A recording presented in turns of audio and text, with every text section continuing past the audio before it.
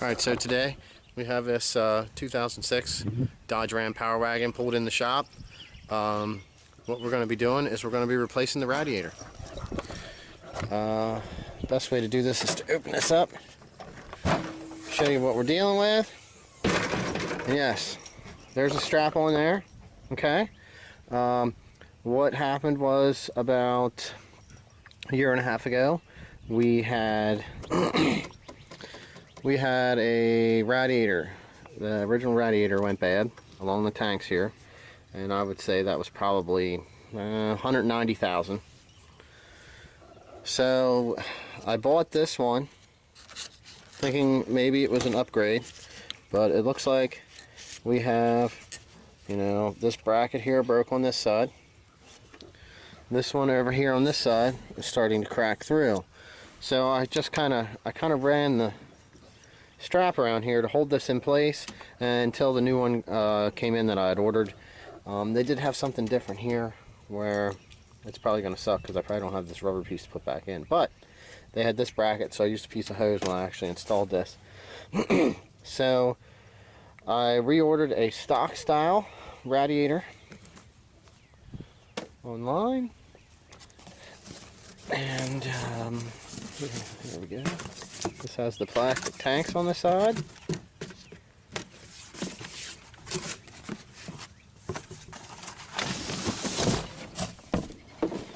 And it is the stock style. So it comes with the rubber here. That's good. It's got the grommets in. That's good. So what we're going to do is remove this one and install the new one.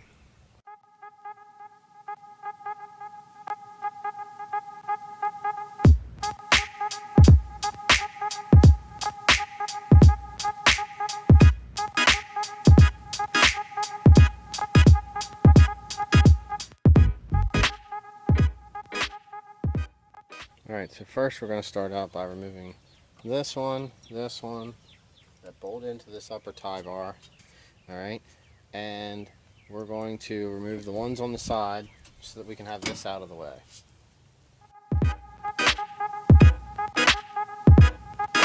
Alright, so it's kind of hard to do this with the tripod, but I have a tire, and then I have the drain pan, and I throw some paper towels down that kind of helps stop the splashing because it actually has something to hit so it doesn't splash off of that. Now while we're waiting for that, what we're going to do is we got the fan shroud bolt on this side and one on the other side.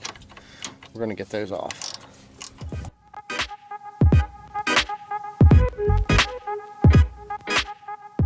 Alright, so I got the shroud bolts out. Now I removed clamp for the hose, and I got this screwdriver, so I'm going to spray a little bit of lube under here because I'm trying to keep from damaging the hose. So we'll come around here, work in some of this lube around the hose, since we can do that right here.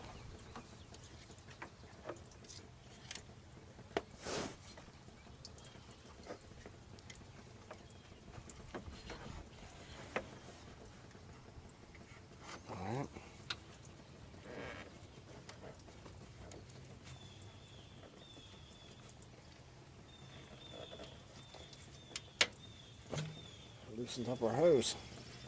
Okay, so our upper's off.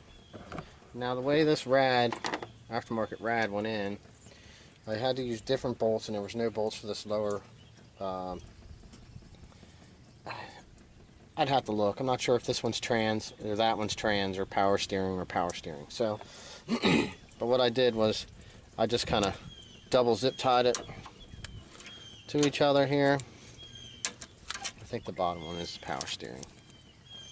So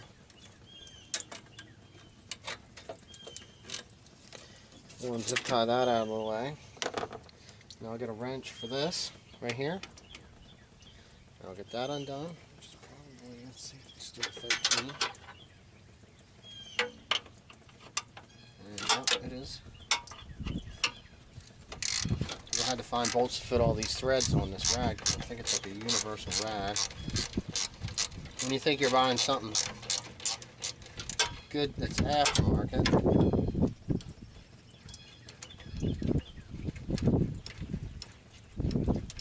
I mean, I thought it was pretty well built when I actually unboxed it and laid it down next to the other one. I actually took some pictures. So this bolt here, I found one that was the right threads, and I had to trim the end to make this one fit. So with these kind, I mean, they work good for what they are, but eventually they end up having the seal where the side tanks meet the center goes bad, which is why I went with that newer aftermarket design, along with all the steps that they give you. So about the only thing we don't have here is a new radiator cap. Alright, so with the way this side was, where the hose location was, down in here, see it, down in here toward the bottom, I came up through, you can actually see the paper towels maybe, straight down through there, the ground. I can't see in the video, yeah, right down there, see that blue? That's paper towels laying in the drain pan I put over. So I came up through that hole and undid the squeeze clamp, and then I came from the top and I used a long pry bar and just pushed the hose back off. So now we should be able to technically lift this rad out. So let's see what it looks like here. See if we can make this happen.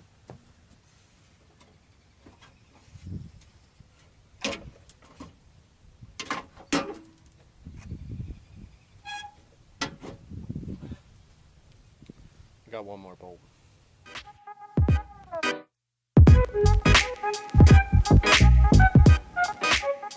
Just kind of wanted to give you the side-by-side comparison on this aluminum one and that one.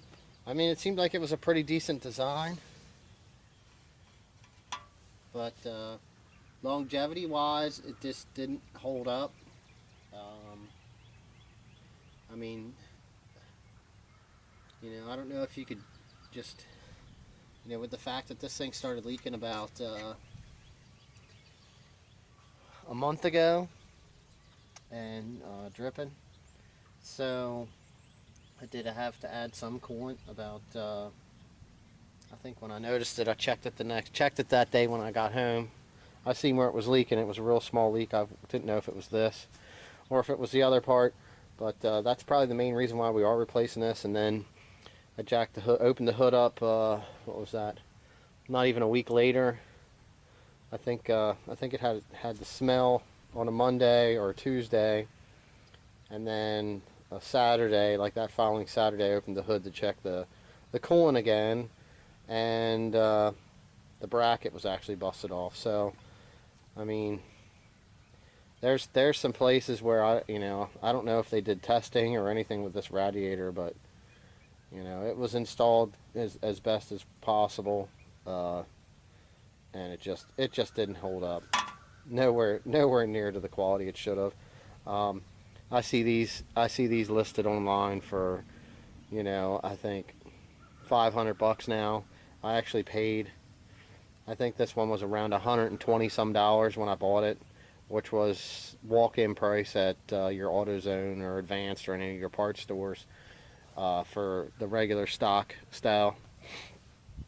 And I could get the regular stock style, I think, back when I got this a year and a half ago, for around $50 or so. But this is the same. It's a Sunbelt Rad. I mean, this is what you would get from, you know, any of your local parts stores. That one was shipped and delivered to my door for, I think, around $70. So that was a fairly cheap deal, seeing walk-in price at the nearest store. That's probably $150 for that radiator. But all that stuff aside, let's see what we got to do to get this thing back in here, because I know I got to find some bolts. Alright, so double check your drain.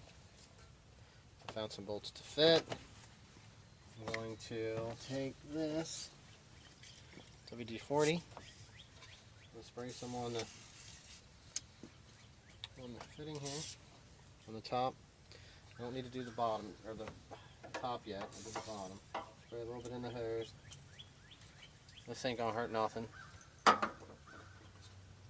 then I'm going to, just because, I'll spray a little bit around that bottom hole there so I know it fits in. I got to, on mine, remove my piece of hose that I made for a rubber bracket for the other rad.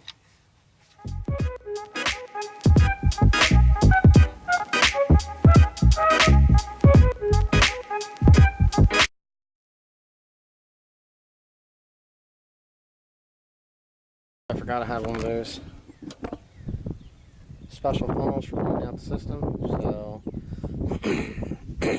where we're at right now, I'm going to fire this thing up and bring it up to temp. Check for leaks.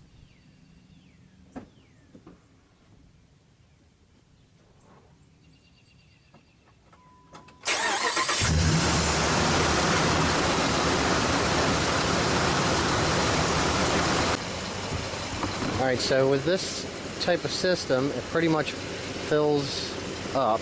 You don't really have to bleed it anywhere. What I typically do is I'll turn the heat on vent, and then I'll start the car.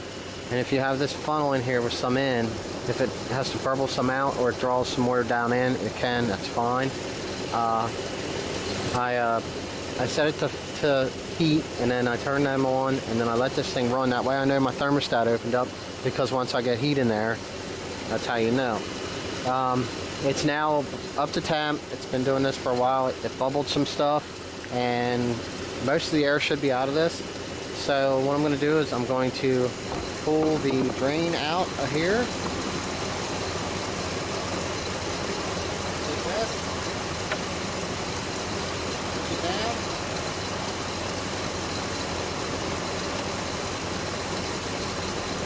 Remove that. And lift up. You can drain all the excess out of the funnel neatly.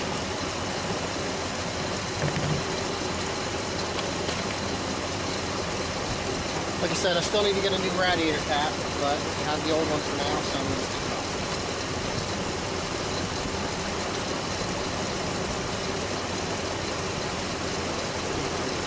on. Easy enough. We're going to take this thing for a test drive and see how it works. Make sure we don't have any leaks.